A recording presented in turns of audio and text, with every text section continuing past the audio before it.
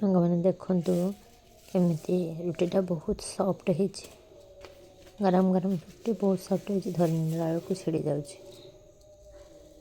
ଦେଖନ୍ତୁ କେତେ ସଫ୍ଟ ହେଇଛି। ଚାଲନ୍ତୁ ସାଙ୍ଗମାନେ ଏବେ ବନେଇବା ପାଳଙ୍ଗ ଶାଗର ରୁଟି।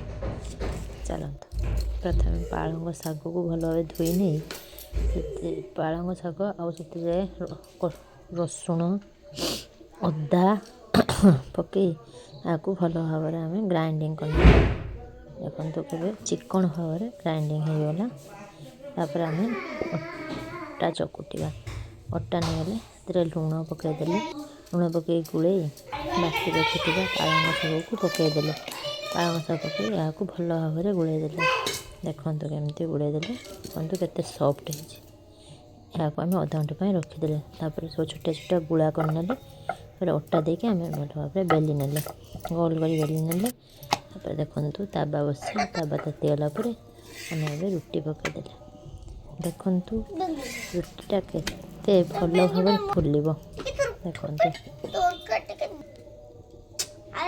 ହେଇଗଲା ପାଳଙ୍ଗ ରୁଟି।